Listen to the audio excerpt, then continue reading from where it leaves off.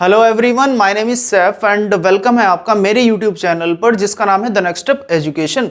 So guys, हमारा topic चल रहा है नंबर सिस्टम और नंबर सिस्टम में ये जो टॉपिक है इनको बोलते हैं हम टेक्स्ट क्वेश्चन या फिर बोल सकते हैं इबारती क्वेश्चन, और सिंपल लैंग्वेज में इनको लैंग्वेज वाले क्वेश्चन भी हम बोल देते हैं।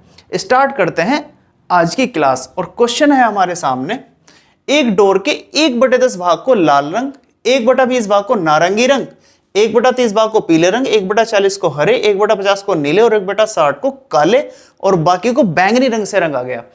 मतलब 6 पार्ट को 6 अलग अलग रंगों से और बाकी को बैंगनी रंग से रंगा गया, जिसकी लंबाई 12.8 मीटर है। मतलब ये जो बैंगनी रंग है इसकी लंबाई है ये, ठीक है।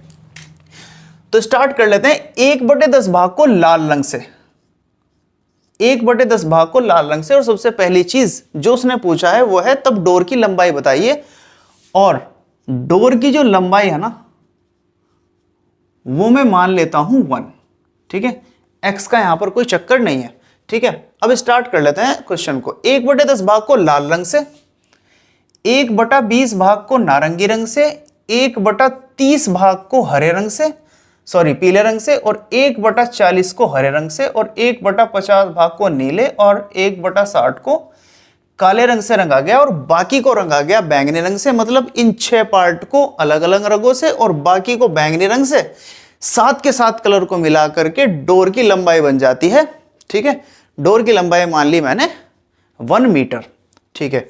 इन सबको कर देते हैं हम ऐड करने पे इसका जो एलसीएम आएगा वो आएगा 600 एलसीएम आएगा। 10 से जैसे मैं इसको डिवाइड करूंगा और डिवाइड करने के बाद ऊपर मल्टीप्लिकेशन होती है, तो 10 से डिवाइड करने के बाद आएगा 60 और 60 की मल्टीप्लिकेशन होगी 1 में, तो आंसर आ जाएगा 60, ठीक है।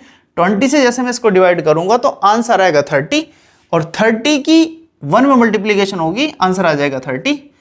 30 को जैसे मैं डिवाइड करूंगा आंसर आएगा 20, 20 की ऊपर होगी तो 20। 40 की जैसे मैं डिवाइड करूंगा 40 से इसको तो आंसर आएगा 15 और 15 की 1 में मल्टीप्लिकेशन होगी तो आ जाएगा 15।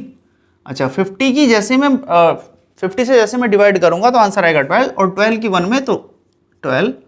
60 से जैसे इसको डिवाइड करूंगा तो आंसर आएगा 10 और 10 की ऊपर तो आंसर आएगा 10, ठीक है। इन सबको ऐड कर लो। 60 और 30 90, 110, 125, 135, 137, 135, 145, 147, 147 बटे 600। मतलब ये जो 6 के 6 रंग है ना, कौन कौन से? लाल, नारंगी, पीला, हरा, नीला, काला, ये जो 6 रंग हैं ये इनका जो टोटल मिला करके पार्ट हो गया वो हो गया 147/600, ठीक है। अब उसने बोला है बाकी को बैंगनी रंग से रंगा गया। अब अगर मैं टोटल लंबाई में से इस पार्ट को माइनस कर दूं तो जो बाकी का रंग है बैंगनी वो आ जाएगा, ठीक है। टोटल माना था मैंने 1 और माइनस करना है मुझे 6 के 6 कलर जो मैंने ऐड करके मेरे आए हैं 147/600, 147 बटे 600। 600 एकम 600 माइनस 147 बटे 600, ये आ जाएगा मेरा 453, 453 बटे 600। अब ये 453 बटे 600 जो है ना, ये तो मेरे 6 कलर थे और ये मेरा आया है सिर्फ बैंगनी कलर, ठीक है। 453 बटे 600 पार्ट है बैंगनी कलर। और उसने बोला ये जो बैंगनी कलर है इसकी लंबाई है 12.08 मीटर। मतलब ये जो पार्ट है ये है 12.08 मीटर, ठीक है। तो 453 बटे 600 बराबर है 12.08 मीटर के, ठीक है। पूछा है उसने डोर की लंबाई। डोर की लंबाई मैंने मान रखी है 1, ठीक है। तो मैं इधर 1 से इसको गुणा कर देता हूं। 1 से गुणा करने पे कोई फर्क नहीं पड़ता। ये जो भाग में है ये चला जाएगा गुणा में और जो गुणा में है वो चला जाएगा भाग में। तो मेरा 1 इज इक्वल टू आ जाएगा 12.08 गुणा 600 बटे 453, ठीक है। पॉइंट हटाओ, नीचे लगेंगी 2 जीरो क्योंकि पॉइंट के बाद है 2 डिजिट, ठीक है। 2 जीरो से 2 जीरो खत्म हो जाएंगी। 3 दूनी 6, 3 एकम 3, 3 पंजे 15 और 3 एकम 3, ये आ जाएगा 151। 151 से जैसे ही मैं 1208 को डिवाइड करता हूं तो आंसर आएगा मेरा 8 और 8 दूनी 16। ठीक है, आंसर आया है मेरा 1 = 16। डोर की लंबाई भी मैंने 1 मान रखी थी और 1 की वैल्यू आई है मेरी 16 मीटर। तो इसका मतलब हुआ कि डोर की जो मेरी टोटल लंबाई होगी वो होगी 16 मीटर। चेक भी कर सकते हैं हम इसको। टोटल लंबाई है 16, अगर 16 में से मैं इसको माइनस कर दूं, जो टोटल ये लंबाई है 16 में से इसको अगर मैं माइनस कर दूं तो मेरा आंसर आना चाहिए 453/600। कहने का मतलब है अगर टोटल लंबाई में से इन 6 रंगों की लंबाई को माइनस कर दूं तो मेरी बैंगनी रंग की लंबाई आनी चाहिए। ठीक है, और बैंगनी रंग की जो लंबाई होगी ना उसका जो पार्ट आएगा वो 453/600 ही आएगा, गारंटीड। बढ़ते हैं थोड़ा सा आगे और देखते हैं नेक्स्ट क्वेश्चन। एक परीक्षा में एक छात्रा को एक संख्या का 3/14 ज्ञात करने को कहा गया, लेकिन भूल से उसने 3/4 निकाल दिया और उत्तर जो आना चाहिए था उससे 150 ज्यादा आया। मतलब कोई संख्या है उसका 3/14 निकालने को कहा, तो जो आंसर आना चाहिए था उसने जो भूल से निकाला वो आया 150 ज्यादा। मतलब इससे अगर निकालता, मतलब जो छात्रा है अगर इससे निकालती तो आंसर आता 150 कम, लेकिन गलती से 3/4 निकाल दिया और आंसर आया 150 ज्यादा। तो संख्या बताओ। संख्या का, अब संख्या मान लीजिए p है संख्या। ठीक है, संख्या है p, उसका 3/14 निकालने को उसे बोला था। ठीक है, क्लियर, 3/14 निकालने को बोला था लेकिन उसने निकाला 3/4। तो उसने निकाला p का 3/4 जो आया 150 ज्यादा। इसे मैंने इधर इसीलिए लिखा है क्योंकि जो उसने ये निकाला है ना ये 150 ज्यादा है इससे जो निकालती वो। ठीक है, ये ज्यादा है तो इसमें से अगर मैं इसे माइनस कर दूं तो 150 के बराबर आना चाहिए। बात समझ में आ रही होगी। देखो, संख्या का 3/14 निकालने को बोला था, निकाला 3/4, 14 की जगह 1 भूल गई वो। ठीक है, 3/4 निकाल दिया तो फर्क कितना आया 150। तो 3/14 150 बड़ा है, तो इसमें से अगर मैं 150 कम वाला माइनस करूं तो इक्वल टू आएगा 150।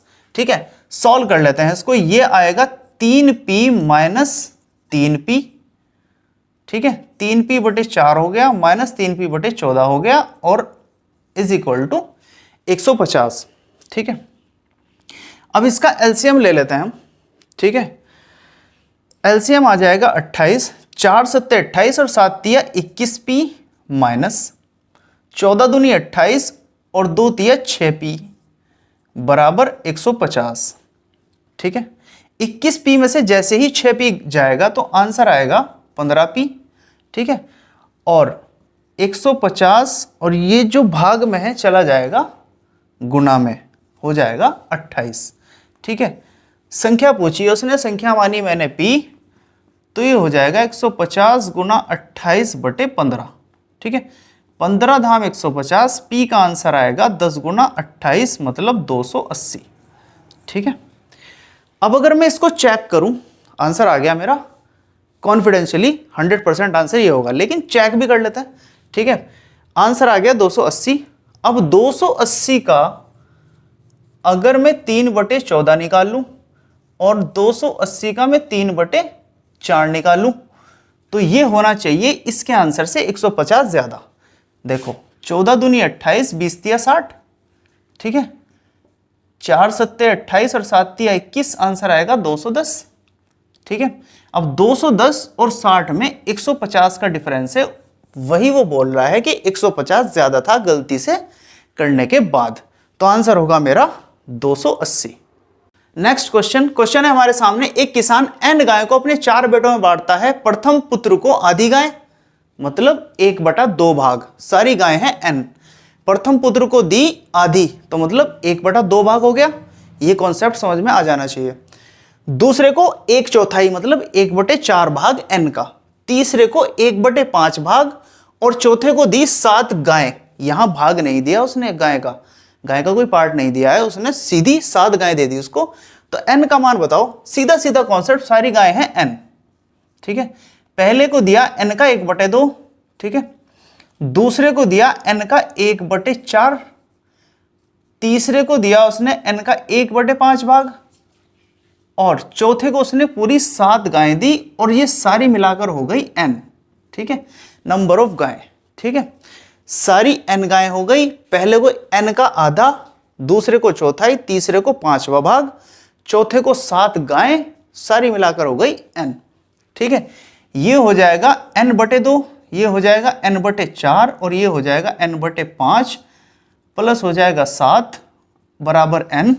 एलसीएम ले लीजिए, एलसीएम आ जाएगा 20, 2 धाम 20 हो जाएगा 10n, 4 पंजे 20 हो जाएगा 5n, और 5 चौक 20 हो जाएगा 4n, और प्लस यहाँ तो 1 है, 20 पूरा का पूरा, और 20 की मल्टीप्लाई हो जाएगी 7 में, तो हो जाएगा 140 बराबर हो जाएगा n, ठीक है, 10 5 15 4 19, ये हो गए 19n जमा 140 बराबर 20 की मल्टीप्लीकेशन यहाँ हो जाएगी, ये हो जाएगा 20n, ठीक है, 19n को इधर अगर मैं ले जाऊं, ठीक है, तो ये हो जाएगा 140 बराबर 20n माइनस 19n, तो 20 में से 19 गए तो n बचाना, तो n हो गए मेरे 140, मतलब सारी की सारी गायें जो हैं वो हो जाएंगी 140, ठीक है, आंसर आ गया मेरा 140, क्योंकि उसने पूछा था n का मान।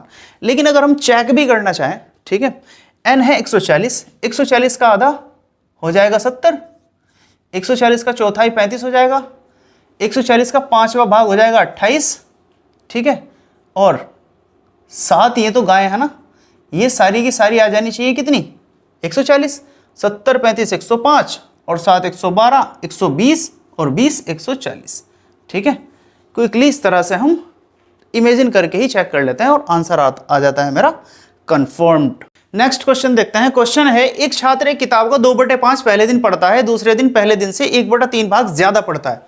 ये कॉन्सेप्ट थोड़ा सा नया है यहाँ पे, और तीसरे दिन के लिए 15 पन्ने बच जाते हैं, तब किताब के कुल पन्ने बताओ, ठीक है, नंबर ऑफ पेजेस, ठीक है, तो पन्ने मान लेता हूं मैं टोटल p है भाई, ठीक है, पहले दिन उसने फर्स्ट डे उसने कितने पढ़े, p का 2/5, ठीक है, और सेकंड डे उसने पढ़े p के 2/5, और 2/5 से 1/3 भाग ज्यादा। यहां पर ध्यान देना कि 2/5 तो पढ़े ही थे उसने पहले दिन के, लेकिन 2/5 के 1/3 ज्यादा पढ़े, तो इसमें ऐड होगा p का 2/5 का 1/3 ऐड हो जाएगा इसमें, ये हो जाएगा सेकंड डे, और सेकंड डे का मेरा आंसर आएगा 2p/5 जमा 2p/15, ठीक है, यहां पर एलसीएम आएगा 15, और 5 या 15 3 दूनी 6p जमा 15 एकम 15 और 2p, ये हो जाएगा 8p/15, सेकंड डे का 8p/15 और फर्स्ट डे का 2p/5, ठीक है, और तीसरे दिन के लिए 15 पन्ने बच जाते हैं, ठीक है, तो पहले दिन का जोड़ लो 2p/5 जमा दूसरे दिन पढ़ा उसने 8p/15, तीसरे दिन के लिए 15 पन्ने गए बच, और सारे के सारे जो पन्ने थे वो माने थे मैंने p, ठीक है, क्योंकि कुल पन्ने ही हमें बताने हैं, ठीक है, एलसीएम ले लो, एलसीएम आ जाएगा 15, 5 या 15 3 दूनी 6p जमा 15 एकम 15 8p, और जमा ये हो जाएगा 225, 15 की 15 में गुणा हो जाती है, क्योंकि अगर हम यहाँ 1 मान लेते हैं तो 15 1 15 15, और 15 की 15 में 225 जमा p, ठीक है, 6 और 8 ये हो जाएगा 14p, ठीक है, जमा 225, और ये हो जाएगा 15p, ठीक है, तो अगर मैं 14p इधर ले जाऊं तो 15p माइनस 14p 1p बराबर आ जाएगा 225, तो p इज इक्वल टू आ जाएगा 225, ठीक है। अब देख लेते हैं कि इससे भी कुछ आसान कर सकते हैं क्या हम, ये थोड़ा सा लेंथी हो गया है लेकिन है आसान, इससे भी अगर कम टाइम में हम करना चाहें तो हम इस तरह से भी कर सकते हैं, ठीक है, नंबर ऑफ पेजेस हमने माने p, ठीक है, अब p में से टोटल p में से माइनस कर दो p का 2/3, ठीक है, जो पहले दिन पढ़ा था उसने। टोटल पेज मैंने माने p में से 2/3 कर दो माइनस, ठीक है। अब माइनस कर दो p का 8p/15, ठीक है। ये टोटल p में से ये दोनों पार्ट माइनस करने के बाद तीसरे दिन का 15 आ जाना चाहिए। इसको सॉल्व कर लेंगे और आंसर आ जाएगा मेरा 225। नेक्स्ट क्वेश्चन है, एक संख्या के 1/5 भाग में 4 जोड़ने पर वह अपने 1/4 से 10 घटाने पर मिलने वाली संख्या के बराबर हो जाती है। तो संख्या बताइए। कहने का मतलब है, a number whose 1/5 part increased by 4 and 1/4 part decreased by 10 is equal to each other, then what is the number? ठीक है, संख्या को मान लीजिए n, ठीक है। n का 1/5 कर दो और 4 ऐड कर दो, यही बोला उसने। एक संख्या के 1/5 भाग में 4 जोड़ने पर, ठीक है। नंबर मान लिया मैंने, संख्या मान ली मैंने n, n का 1/5 में 4 जोड़ दो और n के 1/4 में से 10 घटा दो, ठीक है।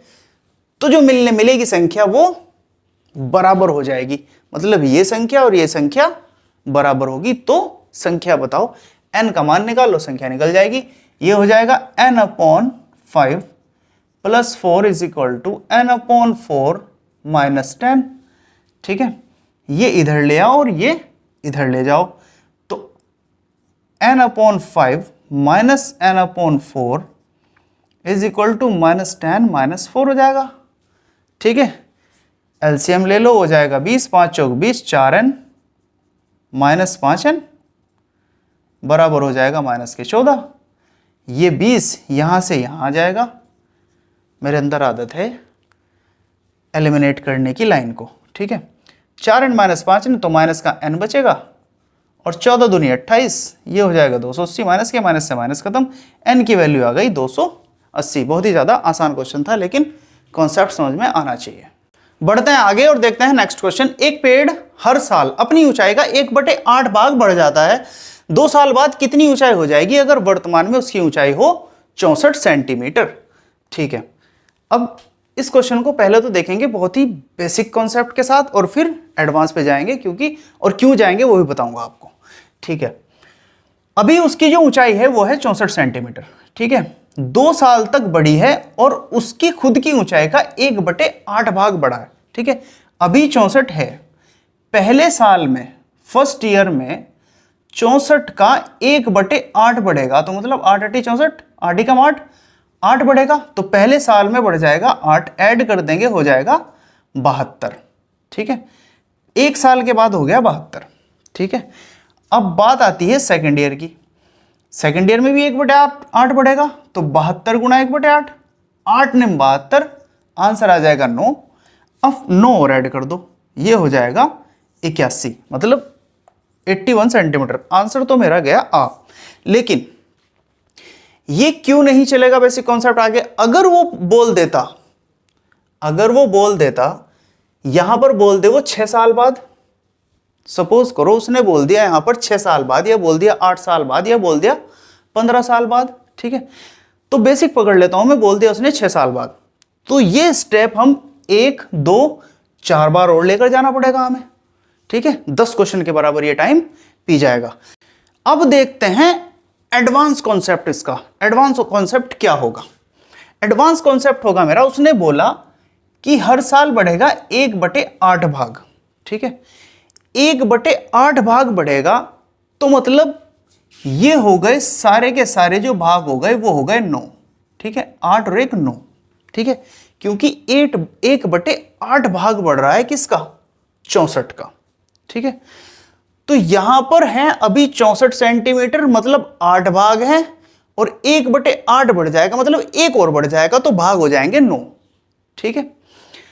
अब 9 भाग हैं, 9 भाग का 1/8 भाग बढ़ेगा, ठीक है। तो ये हो जाएगा 9/8, मतलब 1 साल में, 1 साल बाद जो उसका पार्ट हो जाएगा वो हो जाएगा 9/8, ठीक है। अभी है वो 64, 1 साल बाद हो जाएगा 9/8, दूसरे साल बाद भी 9/8 बढ़ेगा, मतलब 1 साल बाद 9/8 बढ़ जाएगा। ये हो गया पहले साल के बाद, और दूसरे साल में इस पूरे से मल्टीप्लाई 9/8 की, क्योंकि सेम बढ़ रहा है वो 1/8 भाग। ठीक है, 1/8 भाग का मतलब 9/8 मैंने समझा दिया है कैसे आया है 9/8। ठीक है, इसको सोल्व कर लेते हैं। 8 × 64, 8 × 8, 1 की इसमें मल्टीप्लाई और फिर इसमें मल्टीप्लाई, 9 × 81, तो आंसर आ जाएगा मेरा 81 सेंटीमीटर। ठीक है, अगर वो बोल देता 6 साल बाद तो हम क्या कर देते, ये 2 बार हमने 9/8 में मल्टीप्लीकेशन की है, हम 6 बार 9/8 में मल्टीप्लीकेशन कर लेते और यहीं के यहीं आंसर आ जाता जो भी आता। ठीक है, ये रहा एडवांस कॉन्सेप्ट। नेक्स्ट क्वेश्चन, एक आदमी ने अपनी संपत्ति का 1/3 पुत्र को, 1/7 भाग पुत्रियों को और 1/6 भाग दान कर दिया। कुल कितना भाग उसने टोटल मिलाकर बांट दिया? वो दान किया हो, चाहे कहीं भी किया हो, मंदिर में किया हो, चाहे गरीबों में किया हो। ठीक है, बहुत ही ज्यादा आसान क्वेश्चन है और बीच में 1-2 क्वेश्चन आसान लेना पड़ता है जिससे कि थोड़ा सा माहौल बना रहे।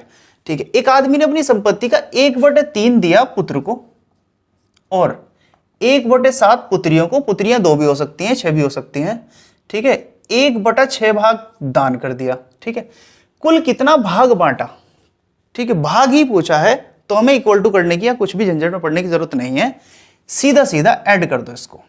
3, 7, 6 का एलसीएम आ जाएगा मेरे ख्याल से 42, 42। ठीक है, 3 × 3 और 3 × 4 12, इससे मैं अगर इसको भाग दूं तो 14 आएगा और 14 की मैं गुणा करूंगा 1 में तो 14 जमा 7 × 42, 6 के ऊपर 6 जमा 6 × 7 42 और 7 के ऊपर तो 7। ठीक है, ऐड कर दो 14, 6 20 और 7 27/42, डिवाइड हो जाएगा। ठीक है, 3 × 27, 3 × 3 3 × 12, तो 9/14 भाग अपनी संपत्ति का। अगर मैं मान लो संपत्ति को मान भी लूं 1, जो मेरी आदत है मैं मानता आ रहा हूं टोटल संपत्ति 1। ठीक है, टोटल जो होता है ना ओवरऑल वैल्यू होती है वो मैं 1 मान लेता हूं। ठीक है, तो 1 का 9/14 तो 9/14 ही होगा ना। ठीक है, उसने पूछा कुल कितना भाग, तो 1 का 9/14 9/14 ही होगा। 9/14 भाग उसने टोटल मिला करके पुत्र को, पुत्रियों को और दान कर दिया। जो बचा होगा उसके पास बचा होगा। अगर वो पूछ लेता कि कितना बचा है, ठीक है, तो हम क्या करेंगे, टोटल में से इसको माइनस कर देंगे और पता लग जाएगा हमें कितना उसके पास बचा हुआ है। लेकिन उसने पूछा ही नहीं है ना कि बचा हुआ कितना है, उसने सिर्फ पूछा कितना भाग बांट दिया उसने सारा मिला करके, ये बांट दिया, खत्म।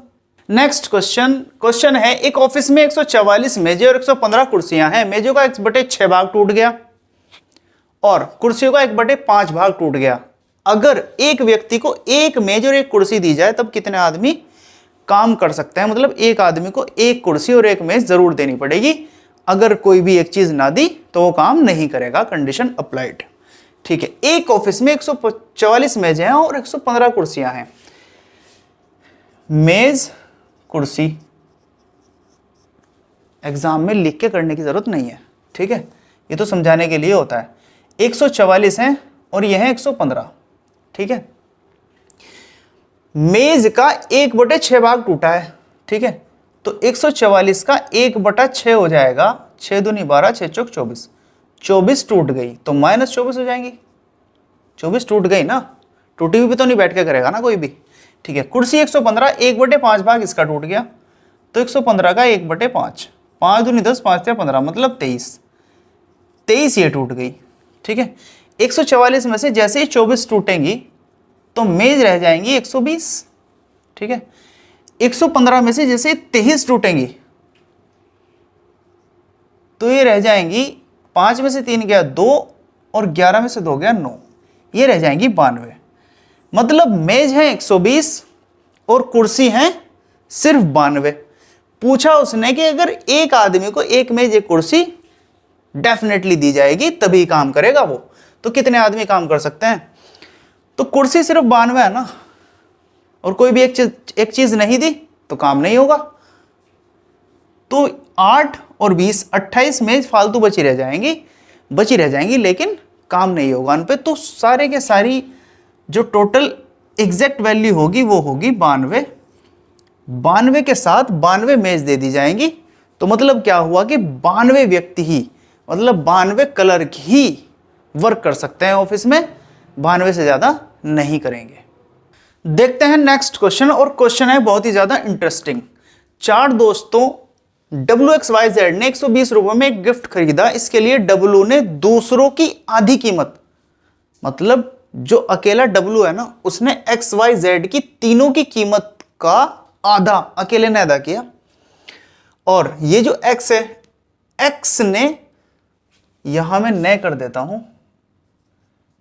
X ने दूसरों की 1/3, मतलब X ने W, Y और Z की 1/3 और Y ने दूसरों की 1/4, Y ने WXZ की 1/4 कीमत अदा की। तब Z ने कितने रुपए दिए? ठीक है, टोटल WXYZ खर्च कर रहे हैं, W plus X plus Y plus Z खर्च कर रहे हैं 120 रुपए। अभी ये पता नहीं है कि किसने कितने खर्च किए। पहली कंडीशन अप्लाई होती है कि W ने इन तीनों की कीमत का आधा खर्च किया। ठीक है, W ने दूसरों की आधी कीमत, मतलब जितनी XYZ ने खर्च किया था उसका आधा इसने अकेले ने खर्च किया। तो मतलब पहली कंडीशन में W अकेला और XYZ तीनों मिलाकर किस रेशो में खर्च कर रहे हैं? आधे में, मतलब 1/2। टोटल कीमत है 3, जो है सारी मिलाकर 120। ठीक है, ये कॉन्सेप्ट पूरी तरह से तो समझ में आएगा रेशो एंड प्रोपोर्शन में, लेकिन यहां भी मैं पूरी कोशिश करूंगा समझाने की। W अकेला एक पार्ट खर्च कर रहा है, तीनों मिलाकर 2 पार्ट खर्च कर रहे हैं, और कंडीशन बोल रही है कि W ने तीनों का आधा खर्च किया। तो मतलब ये 2 का आधा 1 होता है। ठीक है, तो रेशो में भी दिखाई दे रहा है कि 2 का आधा 1। अब यहां पर क्या होगा, 120 को डिवाइड करो 3 पार्ट में, और एक पार्ट हो जाएगा 40 के बराबर। तो मतलब इसने दिए होंगे 40 रुपए और इन्होंने तीनों ने मिलाकर दिए होंगे 80 रुपए। 2 पार्ट क्योंकि 80 रुपए बैठता है, और ये 80 का आधा होता है 40। पहली कंडीशन हो गई क्लियर। ठीक है, दूसरी कंडीशन आती है। दूसरी कंडीशन में क्या बोलता है, X ने दूसरों की 1/3। अब यहां पर है सिर्फ X और बाकी बचे W, Y और Z, और रेशो है यहां पर 1/3, मतलब ये एक पार्ट खर्च कर रहा है और ये तीनों मिलाकर 3 पार्ट खर्च कर रहे हैं। सारे मिलाकर 120 रुपए खर्च कर रहे हैं। यहां पर है, इन्होंने कर दिया डिवाइड 4 पार्ट में, 4 पार्ट हो गए 120, तो एक पार्ट हो गया 30 के बराबर, मतलब इसने 30 रुपए दिए होंगे और इन्होंने तीनों ने 90 रुपए दिए होंगे। ठीक है, इसने 30 रुपए दिए होंगे, इन्होंने तीनों ने 90 रुपए दिए होंगे, और वो बोल रहा है कि दूसरों का 1/3। तो तीनों का 1/3 अगर मैं करूं तो 30 ही आएगा। ठीक है, तीसरी कंडीशन में क्या है, Y ने, अब यहां पर अकेला पड़ गया Y। ठीक है, और बचेगा मेरा W, X और Z। 1/4 कीमत अदा की, मतलब रेशो है यहां पर 1 और 4 का। ठीक है, मतलब 5 पार्ट हैं, 120 को उन्होंने 5 पार्ट में डिवाइड किया। अब एक पार्ट हो जाएगा मेरा 5 से, अगर मैं इसको डिवाइड करूं, 5 दूनी 10, 5 एक 20, एक पार्ट हो जाएगा 14। ठीक है, नहीं 24, 5 दूनी 10, 5 एक 20, एक पार्ट हो जाएगा 24 के बराबर। मतलब Y ने दिए होंगे 24 रुपए और इन तीनों ने मिलाकर दिए होंगे 24 चौक 96 रुपए। ठीक है, और 96 का 1/4 अगर मैं करूं, 96 का 1/4 करूं तो 24 ही आएगा। ठीक है, तीनों कंडीशन हो गई फुलफिल। अब क्या कह रहा है, Z ने कितने रुपए दिए। अब देखो, X का आ गया, Y का आ गया, ठीक है, W का आ गया। WXY, W के हैं 40 रुपए, X के हैं 30 रुपए, Y के हैं 24 रुपए। तीनों को ऐड कर दो, 40 30 70 और 20 24, 40 प्लस 30 70 और 20 24, ये हो गए 94 रुपए। तीनों ने मिलाकर खर्च किए 94 रुपए, ठीक है। और पूछा उसने जेड ने कितने रुपए खर्च किए, तो एक्स वाई जेड सारे हैं 120, 120 में से कर दो इसको माइनस, 120 में से जैसे इसको माइनस करूंगा तो आंसर आएगा 26 रुपए, ठीक है। मतलब Z ने सिर्फ 26 रुपए खर्च किए थे, ठीक है। इन 26 को कहीं भी अप्लाई करके देख लो, ठीक है, 120 आ जाना चाहिए, ठीक है। देखो 40 x के 30, 70 y के 24, ठीक है, हो गए 94। 94 में जैसे ही मैं 26 ऐड करूंगा 120 हो जाएगा, यहां भी 120, यहां भी 120 और क्वेश्चन हो जाएगा सॉल्व, ठीक है। बहुत ही ज्यादा मतलब टफ लेवल का क्वेश्चन है, लेकिन बहुत आसानी से हम इसको कर सकते हैं अगर कॉन्सेप्ट क्लियर हो जाए तो। देखते हैं नेक्स्ट क्वेश्चन। क्वेश्चन है तीन संख्याओं का योग 4 है, पहली संख्या दूसरी की 1/4 गुना है, तीसरी संख्या दूसरी की 1/6 गुना है, तो दूसरी संख्या बताओ। किसी भी तरह का किसी भी टाइप का क्वेश्चन हो नहीं छोड़ेंगे हम, ठीक है। तीन संख्याओं का योग 4 है, ठीक है, अभी योग नहीं लेते। तीन संख्या है, मान लीजिए फर्स्ट सेकंड थर्ड, ठीक है। उसने बोला पहली संख्या दूसरी की 1/4 गुना है, ये जो पहली है ये दूसरी की 1/4 है, तो इसको मैं p मान लूं, और ये इसकी 1/4 है तो p गुना 1/4 हो जाएगी, ठीक है। तीसरी संख्या दूसरी की 1/, ये भी दूसरी बोल रहा है तो दूसरी को p मानना हमारे लिए फायदेमंद साबित होगा।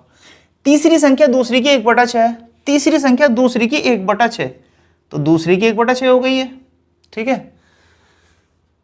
तो उसने बोला दूसरी संख्या बताओ, दूसरी ही मैंने p माना था, दूसरी उसने पूछ लिया, आसान सा हो गया क्वेश्चन, ठीक है। इन सब का योग है 4, ठीक है, तो p/4 जमा p/6 बराबर है 4 के। वैसे सॉल्व करके आप भी देख सकते हैं, लेकिन मैं भी करा दूंगा, वीडियो को पॉज करके एक बार सॉल्व कर लीजिए, अगर आंसर मैच खा गया तो सही हो जाएगा, ठीक है।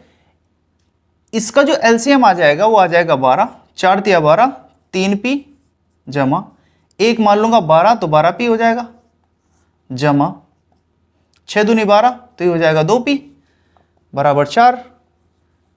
12 को यहाँ से खत्म कर दो ऊपर और गुणा में ले जाओ, ये हो जाएगा 12 चौक 48, 12 3 15 और 2 17p बराबर 12 चौक 48, तो p जो आएगा मेरा वो 48/17 आएगा, और यही मेरा आंसर हो जाएगा 48/17।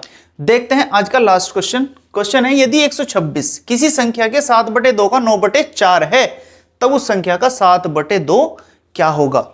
मतलब उसने बोला कि किसी संख्या का 7/2, संख्या मान लो p, ठीक है, p का 7/2 का 9/4, p के 7/2 का 9/4 126 है, ठीक है, बराबर है 126, ठीक है। तब उस संख्या का 7/2 क्या होगा, तो पहले तो मुझे संख्या चाहिए। संख्या हो जाएगी मेरी 963p/4 दूनी 8 बराबर हो जाएगा 126, ठीक है। तो p इक्वल टू हो जाएगा 126 गुना 8, यहां चला जाएगा और ये नीचे आ जाएगा, ये हो जाएगा 63, ठीक है। 126/63, अब 9 से डिवाइड हो रहा है, 9 7 63, 9 एकम 9, 9 चौक 36, ठीक है। 7 दूनी 14, 63 दूनी 126 ही हो रहा था वैसे, 7 दूनी 14, 8 दूनी 16, ठीक है। p आ गया, मतलब नंबर आ गया मेरे पास 16, ठीक है। उसने कहा उस संख्या का 7/2, इस संख्या का 7/2 देख लो, 2 8 16, 8 7 56, आंसर आ जाएगा मेरा 56। Okay guys, this is all about this topic and these types of questions of number system, and I hope this entire session will be quite useful for your upcoming examinations of any type of examinations. Okay, तो मिलते हैं किसी next video में किसी नए topic के साथ, और अगर इस टॉपिक में आपको कोई भी डाउट है तो मुझे कमेंट करके ज़रूर बताना, क्योंकि डाउट वाले कमेंट का मैं रिप्लाई डेफिनेटली करता हूँ। और अगर आपको ये वीडियो पसंद आई है तो चैनल को सब्सक्राइब कर दीजिएगा और वीडियो को लाइक ज़रूर कर देना। मिलते हैं नेक्स्ट वीडियो में नेक्स्ट टॉपिक के साथ, तब तक के लिए थैंक्स फॉर ऑल। जय हिंद, जय भारत।